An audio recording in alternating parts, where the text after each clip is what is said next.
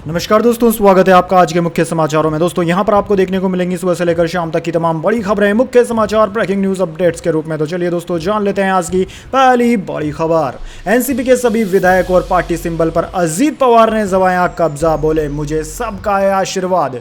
जी हां दोस्तों, महाराष्ट्र विधानसभा में अब स्थिति बदल गई है। एनसीपी नेता अजीत पवार ने बगावत कर भाजपा व शिवसेना सरकार से हाथ मिला लिया है और डिप्टी सीएम की शपथ भी ले ली है। उनके साथ 9 अन्य नेताओं ने मंत्री पद की शपथ ली। डिप्टी सीएम बनते ही अजीत पवार ने तुरंत अपने ट्विटर बायो में भी बदलाव कर डिप्टी सीएम लिख दिया। इस बगावत और तुरंत हुए बड़े बदलाव के बाद अजीत पवार ने एक प्रेस कॉन्फ्रेंस कर कई सवालों के जवाब दिए। इस प्रेस कॉन्फ्रेंस में उनके साथ एनसीपी नेता छगन भुजबल और प्रफुल्ल पटेल भी मौजूद रहे। अजीत पवार ने प्रेस कॉन्फ्रेंस में कहा कि विकास को महत्व देना बहुत जरूरी है। पिछले 9 साल से पीएम मोदी जिस तरह विकास के लिए काफी काम कर रहे हैं, उसे देखकर मुझे लगा है कि मुझे भी विकास की यात्रा में भागीदार होना चाहिए, इसलिए मैं एनडीए में शामिल होना चाहता था। अजीत पवार ने कहा कि अपना देश जब से आज़ाद हुआ है तब से आपने देखा है कि देश नेतृत्व से आगे बढ़ा है। पहले नेहरू जी थे, पटेल जी थे, उसके बाद लाल बहादुर शास्त्री जी का नेतृत्व आया, इसके बाद फिर इंदिरा जी का नेतृत्व आया। इमरजेंसी के बाद इंदिरा जी के नेतृत्व में ही सरकार बनी, उसके बाद राजीव जी की सरकार बनी। 1984 के बाद अपने देश में कोई भी एक नेता ऐसा नेता जिसके नेतृत्व में देश आगे गया, ऐसा नहीं हुआ। अलग अलग गुट में सरकार बनी। आपने पिछले 9 साल में देखा होगा कि मोदी जी के नेतृत्व में सरकार विकास के लिए कार्य कर रही है। वहीं दोस्तों आपकी जानकारी के लिए बता दें, एनसीपी नेता अजीत पवार के साथ उनके गुट के 9 नेताओं को भी मंत्री पद दिया गया है। इसके बाद दोस्तों अगली बड़ी खबर, बयानों से आहत होकर चलाई थी गोली, भीम आर्मी चीफ चंद्रशेखर पर हमला करने वाले शूटर्स का कबूलनामा। जी हां दोस्तों, भीम आर्मी चीफ चंद्रशेखर आजाद पर 28 जून को सहारनपुर के देवबंद में हुए जानलेवा हमले के मामले में आरोपियों से पूछताछ में बड़ा खुलासा हुआ है। बीते दिन पुलिस ने इस हमले को अंजाम देने वाले 4 आरोपियों को हरियाणा के अंबाले से अरेस्ट किया। उन्होंने पूछताछ में कहा कि चंद्रशेखर आजाद के बयानों से आहत होकर हमला किया था। ये बात भी पता चली है कि हरियाणा में करनाल के रहने वाले विकास की स्विफ्ट कार से शूटर्स वारदात को अंजाम देने पहुंचे थे। ये बात भी सामने आई कि चंद्रशेखर पर हमला करने वाले शूटर्स अंबाला कोर्ट में सरेंडर करने की तैयारी में थे। पकड़े गए 4 हमलावरों में 3 देवबंद के रणखंडी के रहने वाले हैं। इनकी पहचान प्रशांत, विकास और लवीस के रूप में हुई है। वहीं एक अन्य शूटर विकास हरियाणा का रहने वाला है। आरोपियों को एसटीएफ और उत्तर प्रदेश पुलिस ने अंबाला के शहजादपुर के अग्रवाल ढाबा से गिरफ्तार किया। इसके बाद चारों को शनिवार सुबह अंबाला की शहजादपुर पुलिस ने यूपी पुलिस को सौंप दिया। दोस्तों बताया जा रहा है कि सहारनपुर पुलिस को शुक्रवार देर रात सूचना मिली थी कि सभी शूटर्स ने हरियाणा की सीमा में प्रवेश किया और यमुनानगर से होते हुए अंबाला पहुंचे थे। इसी इनपुट पर टीम पहुंची और स्थानीय पुलिस की मदद से आरोपियों को धर दबोचा। इसके बाद दोस्तों अगली बड़ी खबर, पीएम मोदी ने एनसीपी को बताया था भ्रष्टाचारी। अजीत की बगावत पर शरद पवार बोले अब सब हो गए आरोप मुक्त। जी हां दोस्तों, महाराष्ट्र की राजनीति में आई सियासी भूचाल पर अब एनसीपी चीफ शरद पवार का बयान भी सामने आ गया है। भतीजे अजीत पवार की बगावत पर शरद पवार ने रविवार को कहा कि 2 दिन पहले प्रधानमंत्री मोदी ने एनसीपी के बारे में कहा था कि एनसीपी खत्म हो चुकी है। उन्होंने भ्रष्टाचार के आरोपों का जिक्र किया। मुझे खुशी है कि मेरे कुछ साथियों ने आज शपथ ली है। उनका सरकार में शामिल होने से यह स्पष्ट है कि वे सभी आरोप मुक्त हो गए हैं। शरद पवार ने कहा कि पीएम मोदी ने एनसीपी को भ्रष्टाचारी पार्टी कहा है। आज उसी एनसीपी पार्टी के विधायकों ने बीजेपी की सरकार में शपथ ली है। अजीत पवार ने बगावत की है। उन्होंने मुझसे कोई बात नहीं की है। मैंने इस बार कोई गुगली नहीं फेंकी है। उन्होंने कहा कि यहां प्रेस कॉन्फ्रेंस में आने से पहले देश के कोने कोने से फोन आया और एकजुटता का मैसेज आया। इसके बाद दोस्तों अगली बड़ी खबर, यूनिफॉर्म सिविल कोड, कांग्रेस बोली सबकी सहमति जरूरी। मायावती ने कहा इसका विरोध नहीं लेकिन भाजपा का तरीका गलत।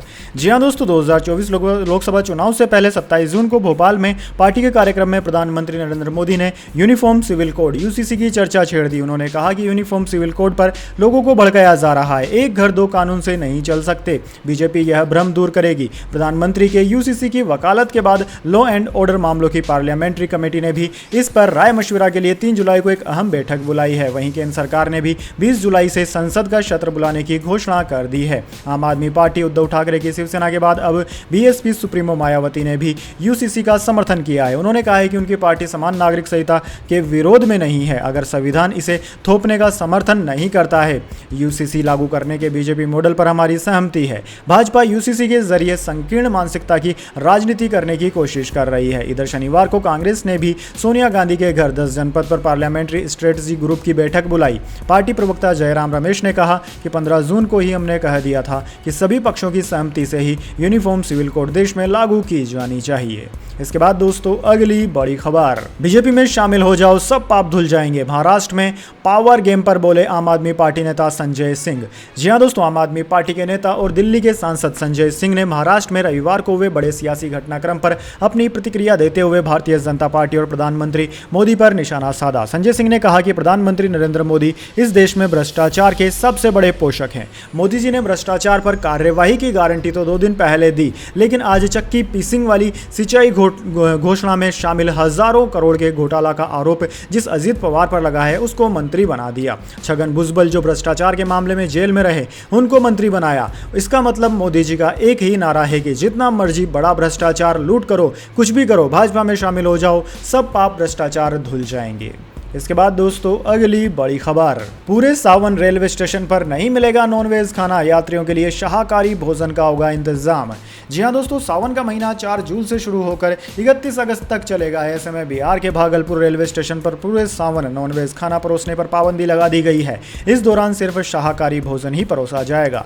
भागलपुर फूड सर्विस स्टॉल के मैनेजर पंकज कुमार ने बताया कि सावन के दौरान इस बात का विशेष ध्यान रखा जाएगा कि खाने में लहसुन और प्याज न हो। भारतीय रेलवे खान पान एवं पर्यटन निगम IRCTC सावन में फलों का भी इंतजाम करेगा। दोस्तों आपकी जानकारी के लिए बता दें कि सावन का महीना 31 अगस्त को खत्म होगा, जिसमें 8 सोमवार होंगे। ऐसे में सावन के व्रत के दौरान खान पान को लेकर यात्रियों को परेशानी न हो, IRCTC इसका विशेष ध्यान रख रहा है। रेलवे स्टेशन पर यात्रियों को सात्विक भोजन परोसने का पूरा इंतजाम किया जा रहा है। 3 जुलाई की रात से ही भागलपुर फूड प्लाजा में नॉनवेज मिलना बंद हो जाएगा और मेन्यू में सात्विक भोजन मिलेगा। जानकारी के मुताबिक भागलपुर IRCTC के शाकाहारी भोजन में पनीर, सब्जी, चावल, दाल, रोटी और सलाद शामिल होंगे। इसके बाद दोस्तों अगली बड़ी खबर, भारत में वर्ल्ड कप खेलने को झटपटा रहा पाकिस्तान, PCB की चिट्ठी आई सामने, अब सरकार करेगी फैसला। जी हां दोस्तों, ICC वर्ल्ड कप 2023 का आयोजन भारत में इस साल अक्टूबर नवंबर में होने वाला है। टूर्नामेंट का कार्यक्रम भी जारी कर दिया गया है। पाकिस्तान क्रिकेट बोर्ड की वजह से विश्व कप के इस कार्यक्रम को जारी करने में कुछ देरी हुई। अब भी PCB ने अपनी टीम के भारत आकर खेलने को लेकर कुछ साफ नहीं किया है। दोस्तों पाकिस्तान क्रिकेट बोर्ड की तरफ से भारत में वर्ल्ड कप के लिए टीम भेजने को लेकर शुरू से आनाकानी की जा रही है। अहमदाबाद में खेलने पर PCB ने असहमति जताई। इसके बाद ICC के चेन्नई के मैच शिफ्ट करने की मांग की। पाकिस्तान की सभी मांग को ठुकरा दिया गया क्योंकि आयोजन स्थल के बदलाव के लिए ठोस वजह देना होता है। सुरक्षा की किसी अहम वजह के कारण ही इसे बदला जा सकता है। दोस्तों ICC द्वारा वर्ल्ड कप शेड्यूल जारी करने के बाद पाकिस्तान क्रिकेट बोर्ड ने बयान जारी करते हुए इस बात को साफ किया था कि अब तक उनकी सरकार टीम को इजाजत नहीं देती है। जब तक वह टीम को इजाजत नहीं देती है तब तक वे भारत नहीं आ सकते। SPN क्रिक इन्फो की रिपोर्ट के मुताबिक PCB ने पाकिस्तान के प्रधानमंत्री शहबाज शरीफ और आंतरिक और विदेश मंत्रालय को पत्र भी लिखा है। PCB द्वारा लिखे गए पत्र में सरकार से पूछा गया है कि क्या पाकिस्तान की टीम भारत में होने वाले वर्ल्ड कप के लिए यात्रा की अनुमति मिलेगी या नहीं। जिन स्थानों पर टीम के मुकाबले खेले जाने हैं वह सभी 5 स्थानों को लेकर सरकार को कोई आपत्ति है क्या। पाकिस्तान की टीम के वर्ल्ड कप में चेन्नई, हैदराबाद, बेंगलुरु, कोलकाता और अहमदाबाद में मुकाबले खेलने हैं। 15 अक्टूबर को भारत और पाकिस्तान के बीच अहमदाबाद में मुकाबला खेला जाना है, लेकिन दोस्तों अभी तक स्थिति स्पष्ट नहीं हो पाई है। इसके बाद दोस्तों अगली बड़ी खबर, पहली बार बिजली से दौड़ेगी बसें, 6 साल में बनेगा दिल्ली जयपुर इलेक्ट्रिक हाईवे, रफ्तार 100 किलोमीटर प्रति घंटा।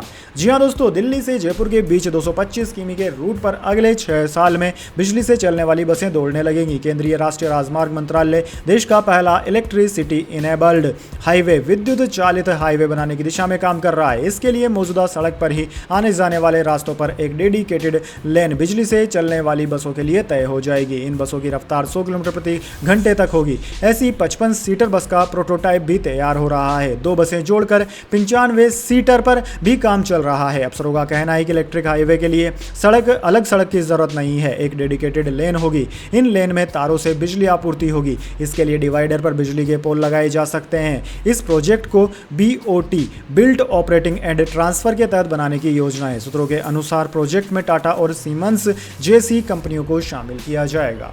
इसके बाद दोस्तों अगली बड़ी खबर, एलन मस्क का बड़ा फैसला, फेवरेट सेलिब्रिटीज के ट्वीट नहीं देख पाएंगे ये यूजर्स। जी हाँ दोस्तों, ट्विटर के बॉस एलन मस्क ने नया ऐलान कर दिया है। इसके बाद अगर आप अपने फेवरेट सेलिब्रिटीज और धर्मगुरु के ट्वीट देखते हैं तो शायद अब आपको ऐसा करने में परेशानी आ सकती है। दरअसल दोस्तों एलन मस्क ने बड़ा ऐलान किया है जिसमें वे एक फैसले के चलते बिना अकाउंट वाले यूजर्स अब ट्वीट का एक्सेस नहीं कर पाएंगे। ट्विटर का इस्तेमाल करने वाले यूजर्स को कुछ लिमिटेशंस का सामना करना पड़ेगा। दरअसल दोस्तों अब ट्वीट पढ़ने की लिमिट सेट कर दी गई है। एलन मस्क ने ट्वीट कर बताया है कि नॉन वेरीफाइड यूजर्स एक दिन में सिर्फ 1000 ट्वीट ही व्यू कर पाएंगे, वहीं वेरीफाइड यूजर्स एक दिन में 10,000 ट्वीट पढ़ सकेंगे। दरअसल दोस्तों एलन मस्क ने ट्वीट कर बताया कि लोग ट्वीट पढ़ने के आदी हो गए हैं, उन्हें अब बाहर आने की जरूरत है। साथ ही मस्क ने कहा कि वे दुनिया के लिए अच्छा काम कर रहे हैं। एलन मस्क ने ट्वीट करके जानकारी दी और फिर अन्य ट्वीट करके अपने फैसले को रिवाइज किया। दरअसल दोस्तों मस्क ने शनिवार रात ट्वीट करके बताया कि वेरीफाइड यूजर्स 6000 ट्वीट पढ़ सकेंगे, अनवेरीफाइड यूजर्स 600 पोस्ट पढ़ सकेंगे। साथ ही नए यूजर्स जो वेरीफाई यूजर्स नहीं है वे एक दिन में सिर्फ 300 ट्वीट ही पढ़ सकेंगे। इसके कुछ देर बाद उन्होंने अपना फैसला बदलते हुए नया ट्वीट किया। इस ट्वीट में उन्होंने कहा कि नॉन वेरीफाइड यूजर्स 800 ट्वीट पढ़ सकेंगे, वेरीफाइड यूजर्स 8000 पढ़ सकेंगे। अब आखिर में उन्होंने कहा कि नॉन वेरीफाइड यूजर्स 1000 ट्वीट और वेरीफाइड यूजर्स 10,000 ट्वीट पढ़ सकेंगे। इसके बाद दोस्तों अगली बड़ी खबर, गजवाए हिंद केस में बिहार, यूपी, गुजरात में एनआईए की रेड। दरभंगा में 5 युवकों से 4 घंटे पूछताछ, पटना में किताब दुकान को खगाला।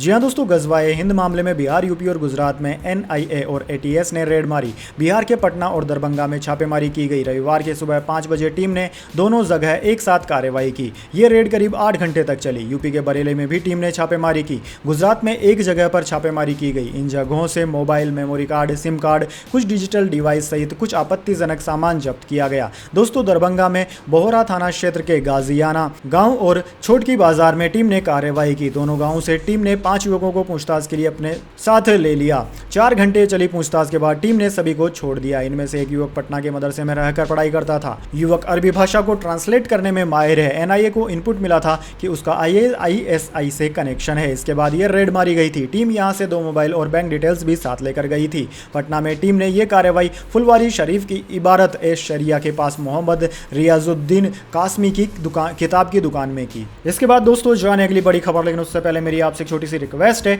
अगर दोस्तों आपको अभी तक हमारी न्यूज़ पसंद आई है तो इसे छोटा सा लाइक जरूर दे दीजिए, और अगर आपको पसंद नहीं आई है तो बेशक आप डिसलाइक भी कर सकते हैं, लेकिन दोस्तों लाइक और डिसलाइक जरूर कीजिए, क्योंकि दोस्तों यही हमारी मेहनत का फल होता है और इसी से हमें पता चलता है कि आपको हमारी वीडियोज़ पसंद आ रही है या नहीं। तो चलिए दोस्तों जान लेते हैं आज की अगली बड़ी खबर। वेस्ट इंडीज वर्ल्ड कप से हुआ बाहर, कप्तान होप बोले 100% नहीं दिया। पूर्व कप्तान होल्डर ने कहा बोर्ड में दिक्कतें, आज नहीं तो कल ये होना ही था। जी हां दोस्तों, आपने बिल्कुल सही सुना। दरअसल दोस्तों क्रिकेट प्रेमियों के लिए बेहद बुरी खबर है। शुरुआत के 2 वर्ल्ड कप जीतने वाली टीम वेस्ट इंडीज इस बार वर्ल्ड कप में ही हिस्सा नहीं ले पा रही है। 48 साल के इतिहास में ऐसा पहली बार हुआ है जब वेस्ट इंडीज वर्ल्ड कप नहीं खेलेगा। स्कॉटलैंड के खिलाफ क्वालिफायर में हार के बाद कप्तान शाई होप ने कहा कि खिलाड़ियों ने हर बार अपना 100% नहीं दिया। उन्होंने कहा कि तैयारी भी अच्छी नहीं थी। टीम के पूर्व कप्तान जेसन होल्डर ने कहा कि खिलाड़ियों को इलाकाई मानसिकता से बाहर निकलना होगा, अपने लिए नहीं टीम की तरह एकजुट होकर खेलना होगा। बोर्ड में दिक्कतें हैं, जो हुआ वो आज नहीं तो कल होना ही था। दरअसल दोस्तों जेसन होल्डर का इशारा 6 एसोसिएशन से मिलकर बने वेस्ट इंडीज क्रिकेट बोर्ड की ओर था। उन्होंने कहा कि खिलाड़ी टीम से पहले अपने एसोसिएशन और इलाके के बारे में सोचते हैं। दोस्तों आपकी जानकारी के लिए बता दें, वेस्ट इंडीज बोर्ड में Barbados, Guyana, जैमेका, leeward island, त्रिनाद and Tobago और विंडवार्ड आइलैंड आते हैं। वेस्ट इंडीज को स्कॉटलैंड ने शनिवार को खेले गए क्वालिफायर मुकाबले में 7 विकेट से हराया। वेस्ट इंडीज ने 182 रन का आसान टारगेट दिया था, जिसे स्कॉटलैंड ने 43वें ओवर में ही हासिल कर लिया। इसके बाद दोस्तों अगली बड़ी खबर, वेदर अपडेट जान लीजिए अगले 24 घंटे और पिछले 24 घंटे के मौसम समाचार। दोस्तों बात करें बीते 24 घंटों की तो दोस्तों दक्षिण गुजरात, कोकण और गोवा, मध्य महाराष्ट्र के कुछ हिस्सों, बिहार, उत्तर प्रदेश, अरुणाचल प्रदेश, सिक्किम और अंडमान और निकोबार द्वीप समूह में हल्की से मध्यम बारिश के साथ कुछ स्थानों पर पिछले 24 घंटे में भारी बारिश हुई। इसके अलावा दोस्तों राजस्थान, तटीय आंध्र प्रदेश और छत्तीसगढ़ में भी हल्की बारिश हुई है। दरअसल दोस्तों उत्तर पश्चिम उत्तर प्रदेश और आसपास के इलाकों पर एक चक्रवाती हवाओं का क्षेत्र बना हुआ है। उत्तर पश्चिम उत्तर प्रदेश पर बने चक्रवाती परिसंचरण से एक टर्फ रेखा पूर्वी राजस्थान और गुजरात से होते हुए उत्तर पूर्वी अरब सागर तक फैली हुई है। एक चक्रवाती परिसंचरण दक्षिण बंगाल की खाड़ी के मध्य भागों पर समुद्र तल से 4.5 और 5.8 किमी ऊपर है। एक अपतटीय रेखा गुजरात तट से केरल तक फैली हुई है, जिससे कि दोस्तों अगले 24 घंटों के दौरान सिक्किम, असम, अंडमान और निकोबार द्वीप समूह, तटीय महाराष्ट्र, तटीय कर्नाटक और केरल में हल्की से मध्यम बारिश के साथ कुछ स्थानों पर भारी बारिश की संभावनाएं हैं। तमिलनाडु पर हल्की से मध्यम बारिश के साथ एक या दो तीव्र जगहों पर तीव्र बारिश की संभावनाएं हैं। इसके अलावा दोस्तों पश्चिमी उत्तर प्रदेश, झारखंड, ओडिशा, छत्तीसगढ़, विदर्भ, मराठवाड़ा, तेलंगाना और पूर्वी राजस्थान में हल्की बारिश की संभावनाएं है। इसके बाद दोस्तों अगली बड़ी खबर, जैकलिन फर्नांडिस ने मुंबई में खरीदा आलीशान घर, जिम और स्विमिंग पूल भी है मौजूद। कीमत जानकर आप रह सकते हैं दंग। जी हां दोस्तों, बॉलीवुड एक्ट्रेस जैकलिन फर्नांडिस ने मुंबई के बांद्रा पश्चिम में एक नया आलीशान घर खरीदा। दोस्तों आपकी जानकारी के लिए बता दें कि मुंबई के बांद्रा में स्थित पाली हिल एक पोश इलाका है जहां कई बॉलीवुड सितारों के घर हैं। टाइम्स नाउ में छपी रिपोर्ट के मुताबिक जैकलिन का नया घर रणवीर कपूर, आलिया भट्ट, करीना कपूर, सैफ अली खान जैसे स्टार्स के पड़ोस में स्थित है। जैकलिन के घर से कुछ मिनट की दूरी पर ही सलमान खान का भी अपार्टमेंट है और शाहरुख खान का भी घर आसपास ही है। दोस्तों आपकी जानकारी के लिए बता दें दीपिका पादुकोण और रणवीर सिंह भी इसी इलाके में शिफ्ट होने वाले हैं। फिलहाल उनका घर अंडर कंस्ट्रक्शन है। एक रियल एस्टेट साइट के मुताबिक जैकलिन का नया घर पाली हिल के नवरोज बिल्डिंग में है। इस बिल्डिंग में सभी घर 1119 square foot, 2557 square foot carpet area में बने हैं। सभी अपार्टमेंट 3 BHK और 4 BHK हैं। इनकी कीमत 12 करोड़ रुपए से शुरू होती है। घर के साथ दूसरे सुविधाओं की बात करें तो यहाँ क्लब हाउस, स्विमिंग पूल और जिम की फैसिलिटी भी मौजूद है। दोस्तों आपकी जानकारी के लिए बता दें कुछ महीने पहले तक जैकलिन ठग सुकेश चंद्रशेखर से जुड़े 200 करोड़ रुपए के मनी लॉन्ड्रिंग मामले को लेकर सुर्खियों में बनी हुई थी। इस मामले में ईडी ने उनकी 7.27 करोड़ रुपए की प्रॉपर्टी भी जब्त कर ली थी। इसके बाद दोस्तों अगली बड़ी खबर, केज फाइट को लेकर एलन मस्क के माता पिता खुश नहीं। पिता बोले एलन हारे या जीते दोनों ही हालत में मजाक उड़ेगा। जी हां दोस्तों, एलन मस्क ने मार्क जकरबर्ग को इस महीने ट्वीट कर केज फाइट के लिए चुनौती दी थी। ये पहले तो मजाक लग रहा था, लेकिन दुनिया भर में इस पर हुई प्रतिक्रिया को देखकर लगता है कि इस मैच का होना अब लगभग तय है। अल्टीमेट फाइटिंग चैंपियनशिप के प्रेसिडेंट डाना वाइट बताते हैं कि जकरबर्ग का उन्हें यह जानने के लिए मैसेज आया था कि क्या मस्क सच में फाइट करना चाहते हैं। डाना ने जब इसकी पुष्टि की तो जवाब में जकरबर्ग ने इंस्टाग्राम पर पोस्ट किया, मुझे स्थान भेजें। तभी से फाइट करवाने के लिए डाना, मस्क और जकरबर्ग आयोजकों से सलाह ले रहे हैं। वही मस्क के माता पिता इस फाइट से खुश नहीं है। मस्क की मां मैंने ट्वीट पर इस फाइट को बढ़ावा न देने का आग्रह किया। पिता एरोल मस्क का कहना है कि इस फाइट में अगर एलन जकरबर्ग को हरा देते हैं तो जकरबर्ग से आकार में बड़े होने के कारण उन्हें बुली कहा जाएगा और अगर वो हार जाते हैं तो एलन का मजाक बन जाएगा, जो बड़े ही अपमान की बात होगी। दूसरी ओर जकरबर्ग के दोस्त और सलाहकार इस फाइट को देखने के लिए काफी उत्साहित हैं।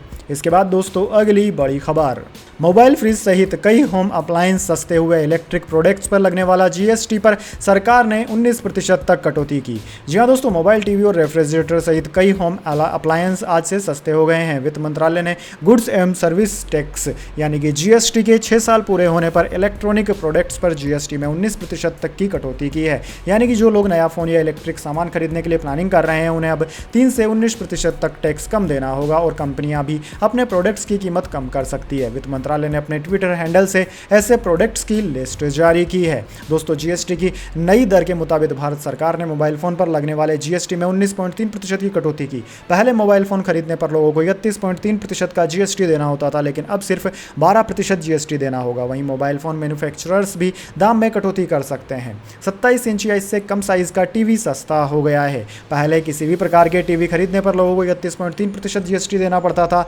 लेकिन अब इन्हें मात्र 18% जीएसटी देना होगा। वहीं 32 इंच से ज़्यादा वाले टीवियों पर 31.3% जीएसटी ही लगेगा। इसके अलावा दोस्तों गीज़र, पंखे, cooler, fridge, washing machine, mixer, juice, vacuum cleaner आदि इलेक्ट्रिक प्रोडक्ट्स 13.3% की राहत के साथ 12% जीएसटी के दायरे में आ गए हैं। इसके बाद दोस्तों अगली बड़ी खबर, राघव परिणीता ने अमृतसर के स्वर्ण मंदिर में की सेवा, मुस्कुराते हुए धोए बर्तन। परिणीति बोली, इस बार मंदिर जाना कहीं ज़्यादा खास था।